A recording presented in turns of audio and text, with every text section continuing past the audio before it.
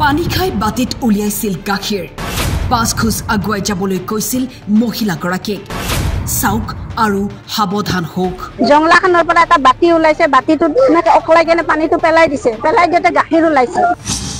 তলৰ পৰা মাটি লৈছে মাটি লৈ মোৰ হাতত দিছে মোক 5 খোজ আগুৱাই যাব দিছে ঘৰৰ ভিতৰত মা আপুনি সঁচা কথা ক'ব নহ'লে আপুনি পংগু হৈ যাব এনেকৈ দেখাই দিছে মোক আচ্ছা মইতো ভয় খাই গ'লো মহানগৰীৰ বামুণী ময়দানৰ কুশল নগৰত হঠাৎ হুলস্থুল পৰিৱেশ গেৰুৱা হাজত এইজন পূজাৰী নামত বাবা কিন্তু নাজানে ওম নমঃ শিৱায়ৰ বাহিৰে একো এটা মন্ত্ৰ आपको गायत्री मंत्र आता है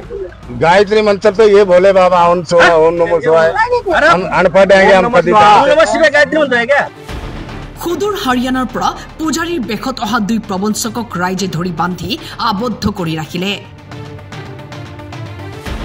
2 প্ৰবঞ্চকে এনে কাণ্ড কৰিলে যিহুনি আপুনিও হ'ব আচৰিত মহিলাগৰাকীৰ ঘৰত কোনো নথকাৰ সুযোগ লৈ এক বিশেষ কায়দাৰে লুটি লৈ গৈছিল নগদ 20,000 টকা আৰু লক্ষাধিক টকাৰ সোণৰ অলংকাৰ আৰু এটা টোপোলা হাতত দি কৈছিল আলমাৰীত ভৰাই থবলৈ এসপ্তাহৰ পিছত দেখিব টকা আৰু সোণৰ অলংকাৰ সকলো ডাবল হ'ব ঘটনাটো কি হৈছিল মানে সেইদিনাখন আছিল অম্বুবাচী মেলা আছিলে অম্বুবাচী মেলা যোৱা এসপ্তাহ হৈছে এসপ্তাহ পিছত এই সাধু বাবাজন আহিছে আহাৰ পিছত মোক কৈছে কি বাইদেউ মা কৈছে মা এগিলাচ পানী দিয়ক এনেকৈ কৈছে তেতিয়া মই পানী এগিলাচ দিলোঁ দিয়াৰ পিছত পানী গিলাচ খালে খাই মুখখন অখালিলে গোটেইখিনি খালে খাই লাষ্টৰ পানীখিনি এটা এখন জংলা আছিলে জংলাখনৰ পৰা এটা বাটি ওলাইছে বাটিটো এনেকৈ অকলাই কেনে পানীটো পেলাই দিছে পেলাই দিওঁতে গাখীৰ ওলাইছে তাৰে পিছত তলৰ পৰা মাটি লৈছে মাটি লৈ মোৰ হাতত দিছে মোক 5 খোজ আগুৱাই যাব দিছে ঘৰৰ ভিতৰত গ'লো তাৰে পিছত এটা মুক্তা ওলাইছে তাৰ পিছত মোক কৈছে আপুনি কোন ভগৱানক ভাল পায় তেতিয়া মই কৈছো মই ভগৱানক কৃষ্ণকে ভাল পাওঁ তেতিয়া সি কি কৰিছে এটা 1 টকা পইচা দিছে মোক হাতত 1 টকা দি কেনে তেতিয়া মোক আৰু 5 খোজ আগুৱাই যাব দিছে 5 খোজ আগুৱাই গ'লো আগুৱাই যোৱাৰ পিছত এটা পিতলৰ এটা ইমানখিনি টকা ওলাইছে সেইটো কৃষ্ণৰ এটা হেৰি আছে ছবিৰ নিচিনা আছে তাৰপিছত কৈছে কি বাইদেউ মা আপুনি সঁচা কথা ক'ব নহ'লে আপুনি পংগু হৈ যাব এনেকৈ দেখাই দিছে মোক আচ্ছা মইতো ভয় খাই গ'লো কৈছে আপোনাৰ গিৰিয়েক আছে নেকি মই কৈছো নাই মোৰ মতাটো মৰিছে ল'ৰা এটা আছে ল'ৰাটো অলপমান ওলাই গৈছে এনেকৈ কৈছে তাৰে পিছত কৈছে কি আপুনি সঁচা কথা ক'ব আপোনাৰ সোণৰ বস্তু কি আছে মই কৈছো আছে মোৰ চেইনটো আছে গলত আৰু কাণফুলিটো আছে এনেকৈ ক'লো মোক ওলাই দিয়কচোন মই আপোনাৰ ডাবল হৈ যাব এনেকৈ কৈছে 2টা হ'ব এনেকৈ ক'লে মই ওলাই দিলোঁ তাৰপিছতে টকা কিমান আছে মোক টকাৰ কথা কওঁতে মাথাটো গৰম উঠিলে কিছু টকা মোৰ যিয়ে নাথাকক কিয় লাগে বুলি কৈছোঁ চিনিটো নাপাওঁ এতিয়া আপুনি মিছা কথা ক'লে পংগু হ'ব এনেকৈ ক'লে তেতিয়া মোৰ 20,000 টকা এটা আছিলে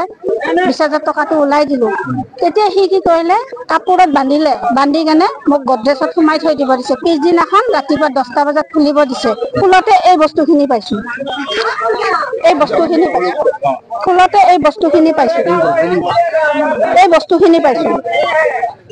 একো নাই টকাও নাই সোণাও নাই একো নাই কাপোৰ কানি একো নাই টকা 20,000 নিছে সোণৰ চেইন এডাল নিছে কাণফুলি মোটামুটি 1 লাখৰ ওপৰে হ'ব একো দিয়া নাই মই তাক বিচাৰি আছিলো আজি মই পাইছো আজি মই কালিবাৰীত পাইছো কালিবাৰীত পাই মই তাক ধৰি লৈ আহিছো এইজনক মই চিনি নাপাওঁ এজন দুজন আহিছে বাপেক পুতেক বুলি কৈছে 2জন আহিছে সিদিনা এজনে আহিছে কেইবামাহৰ পিছত হঠাৎ ভণ্ড বাবাক দেখি ভুক্তভোগী মহিলাই চিনাক্ত কৰে অৱগত কৰিলে ৰাইজক স্থানীয় ৰাইজে 2জনকে ধৰি বান্ধি আবদ্ধ কৰি আৰক্ষীক দিলে খবৰ আপনার কিন্তু সুধিছে সঁচা কথাখিনি ভুল নহয় তেখেতলোকে এনেকৈ আহি থাকে আহি দুখীয়া মানুহ ঘৰত সোমাই দুখীয়া নহয় বহুত ডাঙৰ মানুহটো ঘৰতো সোমাই কেনে গিৰিয়েক নাথাকাৰ সুবিধা বহুতে আপোনাৰ মাইকী মানুহ অকলে থাকে অকলে থকাতে কি হয় সিহঁতে আহি কেনে ওম নমঃ শিৱায় বুলি ক'ব মাতিব আপোনাৰ কিবা দুখ চুখ হৈছে বা ল'ৰা ছোৱালী কিবা বেমাৰ চেমাৰ হৈ আছে বেমাৰ আজাৰ হ'লে মানুহ অলপ এনেও কমজুৰি থাকে মনত এই কিবা তাবিজ দিম বুলি কৈ দিয়ে তাৰপিছত অলপ বহি পানী খাব পানী খোৱাৰ পিছত আকৌ ক'ব আপোনাৰ ঘৰত কিবা বস্তু আছে নেকি বস্তুবোৰ ডবল কৰি দিম বুলি কয় মাতিলে তাৰপিছত সিহঁতে ডবল কৰি দিম কৰি কেনে সোণটো সিহঁতে টকা পইচা লৈ কেনে সিহঁতে পলাই যায় আজি সিহঁতে ধৰা পৰিলে ইয়াতে চেম কেছত এনেকৈ এটা ধৰা পৰিলে আমি ধৰি আমি যেতিয়া সুধিলোঁ তেখেতলোকে এটা কথা ক'ল যে সিহঁতে ফৰিদাবাদৰ পৰা আহিছে প্ৰথম এটা এড্ৰেছটো ভুল দিয়ে, এটা এড্ৰেছ ল'ৰা এটা এড্ৰেছ দিয়ে, তেখেতৰ শিষ্য বুলি কৈছে, তেখেতে আৰু এটা বেলেগ এড্ৰেছ দিয়ে, এজনকৰ হৰিয়ানা এজনকৰ ফৰিয়াবাদ। তাৰপিছত যেতিয়া আমি সিহঁতক ভালদৰে বিচাৰ কৰাৰ পিছত সিহঁতে আমাক আহি কেনে ক'লে যে আমি সিহঁতে ফুৰিব আহিছিলো, ফুৰিব আহি কেনে এনেকে আহো। তাৰপিছত যেতিয়া আমি জোৰকৈ ধৰাটো সিহঁতে স্বীকাৰ কৰিছে দেই, হয় সেইটো হৈছিলে, কিন্তু আমি নহয় বেলেগ হ'ব পাৰে।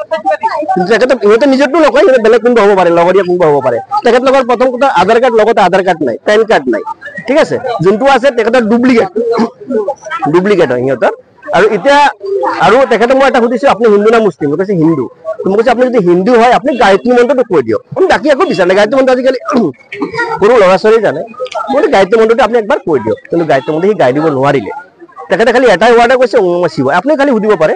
মোৰ কথা নাই। তেখেতে খালি এবাৰ সোধক যে আপুনি গায়ত্ৰী মন্ত্ৰ জানে না নাই। তেখেতৰ হিন্দু মানুহ গায়ত্ৰী মন্ত্ৰ কৈছে জানিব, আপুনি কওকচোন।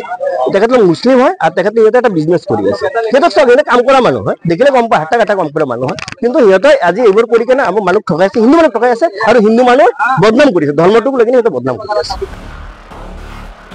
ঘটনাৰ সন্দৰ্ভত চানমাৰি আৰক্ষীয়ে আৰম্ভ কৰিছে তদন্ত। ইপিনে স্থানীয় ৰাইজৰ অভিযোগ, কুশল নগৰ অঞ্চলত পূৰ্বেও কেইবাবাৰো বহিৰাজ্যৰ পৰা পূজাৰীৰ বেশত গেৰুৱা সাজেৰে অহা লোকে প্ৰবঞ্চনা কৰি দিছে। নুনমাটিৰ পৰা জয়ন্ত দাসৰ ৰিপৰ্ট, টাইম 8।